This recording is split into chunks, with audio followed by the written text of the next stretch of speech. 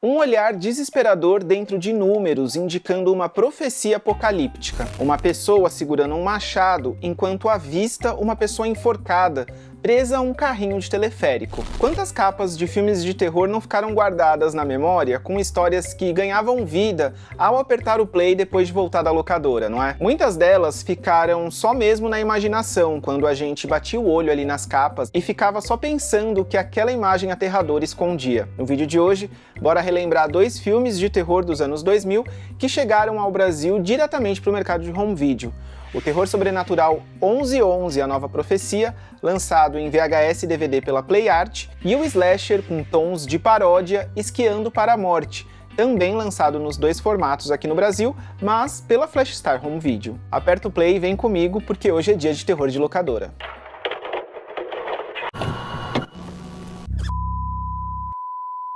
Oi, eu sou o Felipe Pérez e seja muito bem-vindo e bem-vinda ao Filmes Encontrados, um espaço para quem é apaixonado por filmes e séries de terror e suspense.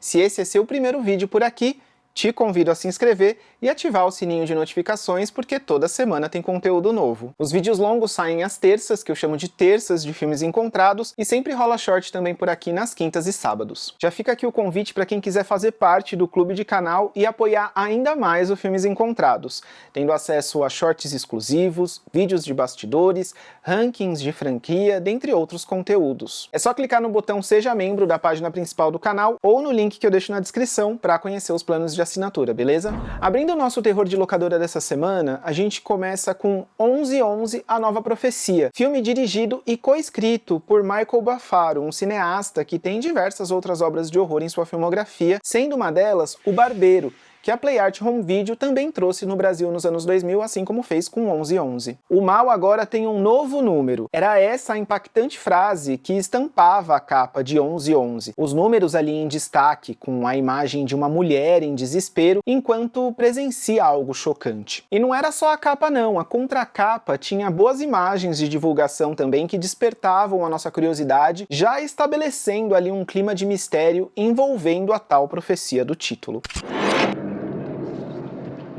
Sarah, you don't want the trouble to start again, do you?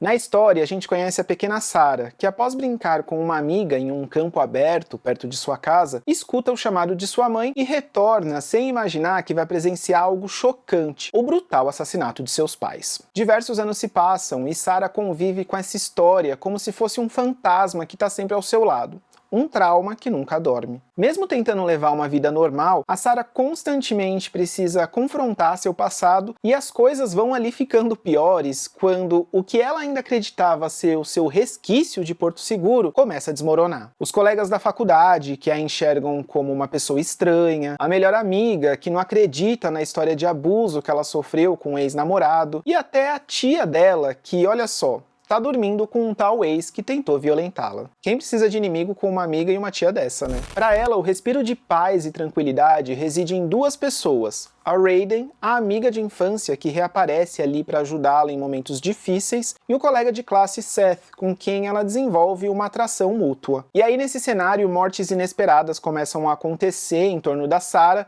e todos os olhos se voltam para ela. O que todas essas mortes significam? O que é o tal 1111 que surge em visões e lembranças sinistras do passado? Esse é o terror estabelecido em 1111, A Nova Profecia, cujo desenvolvimento vai girar em torno da Sarah descobrir as verdades sobre o seu passado, o porquê ela está envolvida ali naquela profecia, qual que é o papel dela dentro dessa história, e claro, a gente também acompanha ali a contagem de corpos que acontece em volta dela, numa mistura de slasher sobrenatural ao estilo premonição. Eu curto a primeira metade desse filme, acho que ele abre com uma sequência bem interessante, apresentando a infância da Sarah, e traz uma abordagem que tenta fugir do comum quando os personagens são assassinados. Eles demoram a entender o que aconteceu com eles, né? A gente presencia a cena de morte desses personagens e também presencia quando eles se dão conta de que não tem mais vida. E é aí que vem aquela marcante imagem da capa do VHS, pra mim, uma das cenas mais legais do filme.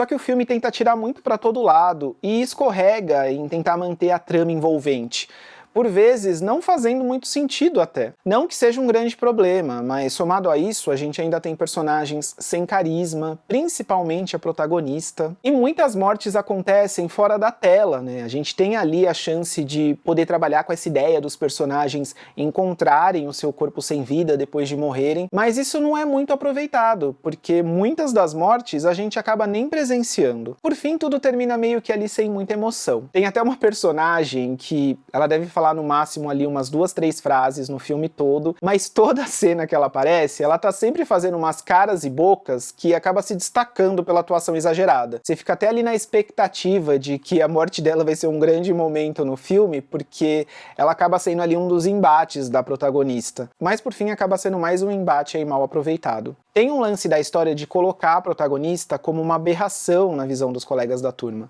quase numa energia meio Carrie a estranha. A protagonista até tem algumas cenas que ela tenta assumir um papel de vilã, né, tomar para si a narrativa quando ela passa a ser responsabilizada pelas mortes. Mas são momentos bem pontuais que, talvez se fossem mais presentes, teriam dado mais força a essa personagem.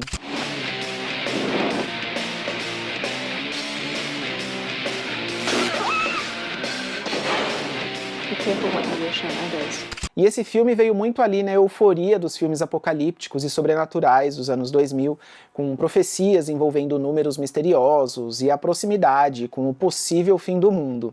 Lembra de Dominação com a Winona Ryder, que eu trouxe aqui pro canal em um outro terror de locadora? Tinha muito esse clima do fim do mundo também, né? Os números escondendo mensagens secretas, com avisos premonitórios, profecias aterradoras. Era uma temática muito em alta na época. E o 11 do 11, além dessa temática, também se utilizou de outras produções dos anos 2000 como referência clara. Donnie Darko é uma delas, outro filme sobre o fim do mundo e números sinistros. O personagem do Seth é claramente inspirado pelo personagem vivido pelo Jake Gyllenhaal em Donnie Darko, seja ali no figurino, no semblante e até no corte do cabelo. É impossível não lembrar do Donnie Darko quando esse personagem aparece na história.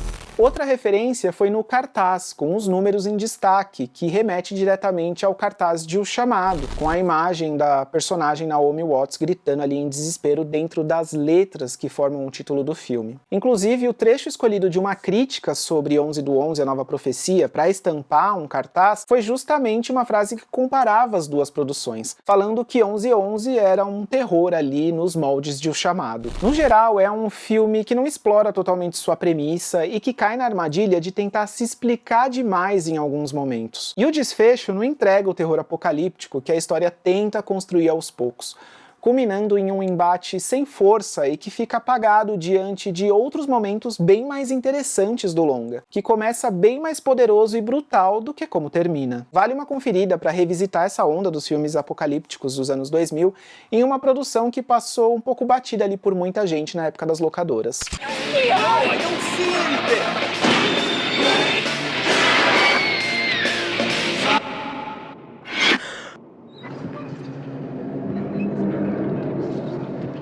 Agora, se 11/11, a nova profecia, se leva a sério demais, atirando pra tudo que é lado, sem explorar a potencialidade do slasher ou do sobrenatural, o mesmo não se pode dizer de um pequeno slasher que chegou de forma tímida nas prateleiras das locadoras pela Flash Star lá nos anos 2000. Ainda que Esquiando para a Morte tenha uma capa e contracapa que indique que se trata de um terror slasher sério e sangrento, o filme na verdade é uma mistura de terror e comédia, funcionando como uma paródia escrachada do slasher, algo até mais próximo dos slashers dos anos 80 do que dos anos 90. You fellas ain't heading up to Rocky Summit now, are you? According to the legend, it's haunted. Listen to me, stay away from Rocky Summit. It's dangerous. Evil. Dirigido por Greg Husson, que aqui dirigia seu segundo longa-metragem, Esquiando para a Morte conta a história de uma jovem universitária que reúne o namorado e seus amigos para um fim de semana em uma instalação abandonada de esqui. Tão logo eles chegam no local, coisas estranhas começam a acontecer, indicando que talvez eles estejam sendo observados. Surge a suspeita de que alguém envolvido em uma antiga história trágica que aconteceu naquele local possa estar de volta para aumentar o número de mortes nas pistas de esqui. A contracapa da fita VHS da Flash Star até traz uma sinopse icônica, olha só. Enquanto flocos de neve caem, a contagem de corpos aumenta. Será que conseguirão deter o assassino antes que todos se transformem em anjos de neve? Bom, talvez por aí dava pra ver que não dava pra se levar tão a sério esse filme, né? This place is scary, but it's not deadly, right?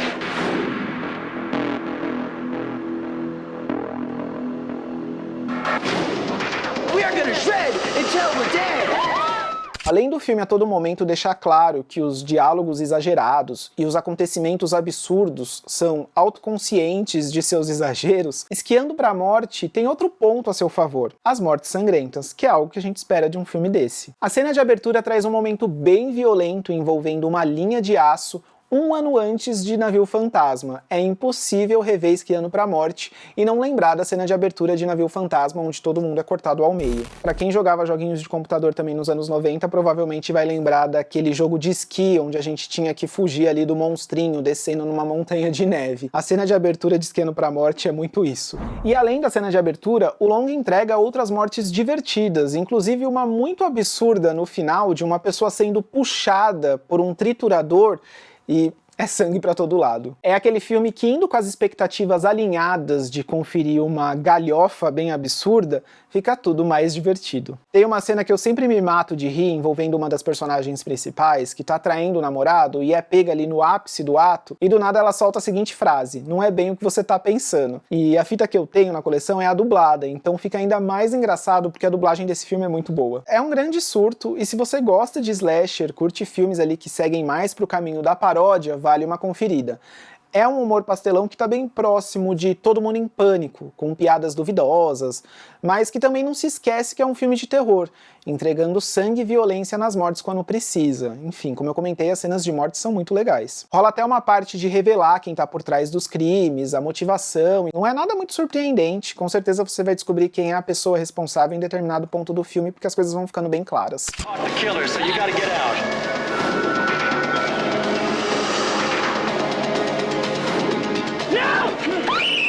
E colocando as personagens protagonistas lado a lado, a Sarah de 1111 e a Kimberly de Esquiando pra Morte, acho que a Kimberly acaba se destacando por ter mais personalidade e mais presença. Acho também que foi uma personagem que a atriz Lindsay McKean conseguiu trabalhar mais. Não era uma personagem que se resumia somente a ser uma vítima indefesa, sempre 100% certa. E lá pro terceiro ato, a gente tem ali aquele momento de fragilidade dela, quando ela precisa entregar suas cenas de terror e perseguição, e faz isso muito bem, roubando praticamente o filme pra si. A cena de perseguição dela no terceiro ato é muito boa. E pesquisando sobre a atriz e como ela começou no trabalho de atuação, eu descobri que lá no começo ela adorava ler roteiros de horror. Isso mudou um pouco depois que ela teve a experiência de ver um certo filme de terror nos cinemas, o Found Footage e a Bruxa de Blair. Segundo ela, foi tudo muito intenso, ela passou mal durante a projeção do filme, e a partir daí ela começou a ser cautelosa quando se trata de filmes de gênero, porque ela fica muito impressionada. Mas sobre os bastidores, ela compartilhou nessa mesma entrevista que o ambiente das filmagens e a convivência no set foram ótimos. Tinha todo um clima ali constante de festa no ar, sabe? De férias, de amigos reunidos. Bom, isso com certeza refletiu no material final. The next time we're being stalked by a serial killer, do not go into the basement. Come and get me!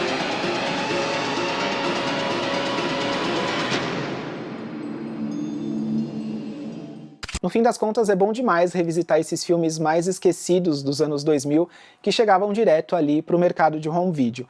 Eu adoro e tento sempre ir atrás também de filmes que a capa ficou marcada ali na minha memória, de eu ver que estava para ser lançado pela distribuidora, né, acompanhar ali pelos sites os próximos lançamentos, mas por vezes não chegava na locadora do meu bairro, então vários filmes ficaram marcados ali na minha memória justamente pela capa ou pela sinopse que eu li na época. Então é bem legal voltar também para essa década e tentar acessar esses filmes que ficaram esquecidos. No caso, 11 do 11 e Esquiando pra Morte, eu acho que se você nunca assistiu, vale a pena ir atrás. E as frases Agora o mal tem um novo número e você pode subir pelo teleférico, mas jamais descerá. Eu até encontrei um cartaz em inglês de Esquiando pra Morte que tinha uma tagline com um trocadilho muito bom. I see dead people, fazendo aí uma brincadeira com a impactante frase de O Sexto Sentido. Não tem como negar que foi criativo, né? Espero que você tenha curtido esse vídeo, deixa o seu like, deixa o seu hype e confere se tá inscrito para receber todos os conteúdos. A gente se encontra na próxima terça de Filmes Encontrados. Até lá!